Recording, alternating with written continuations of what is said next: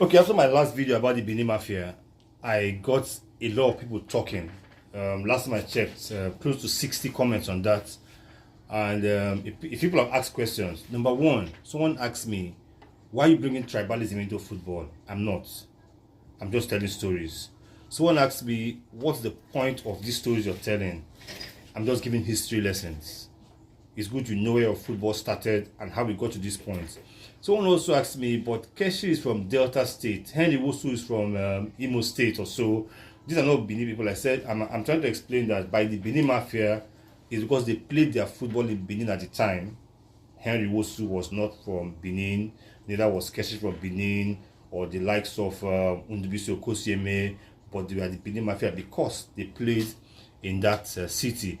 And then again, I know I missed out some members of the Benin Mafia like Austin Eguavoin and Undubisi Okosieme. When someone asked a question, he asked, why were they really banned from football? I mentioned about the Nigeria Football Association banning them for 2 years. Now, in our football at that time, New Nigeria Bank had won the Wafu Cup twice, 1983 and 1984. They were on the verge of winning it for the third time and winning it for keeps. And also that season, they were about to win the league, and they were in close contention with Enugu Rangers to win the league.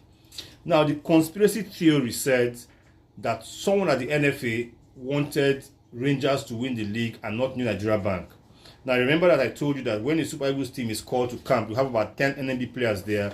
They stay in camp for a long time, and that would deplete their team for the league games. And these players just felt, for this match, it's a very important match. 10 of us cannot miss the game. Can we just play this league match for our club and come to camp 1 day late? It was that 1 day lateness that got them that 2-year ban. Remember I said there was a conspiracy theory that the NFA wanted Rangers to win the league. So we're speaking about conspiracy theories. We hear them, we think about them, we believe them, and we run with them. But they are what they are, conspiracy theories. Now, at the time of the ban of these players, the chairman of the Nigeria Football Association was a man called Tony Ikazobo. That name sounds like a name from the old Bendel states, which would have made him a Benin man. So would he be against his state team winning the league in support of Rangers? Now, but according to the conspiracy theories then, the Minister for Sports was a man called Emeka Omerua from the southeast, and the theory pointed out to him that he was the one trying to ensure that Rangers win the league and not New Nigeria Bank. Like I said, conspiracy theories would be what they are, conspiracy theories. But eventually NNB won the league, and finally, someone asked about the name Mafia. I mean, why call them Mafia? That's the name that they are called by the Southwest media, but basically they're just a group of friends who stayed together. Now remember that in the 70s and the 80s, there was so much distrust in Nigeria. Nigeria had come out from a bitter war between Nigeria and Biafra in 1970, so people like to stay together.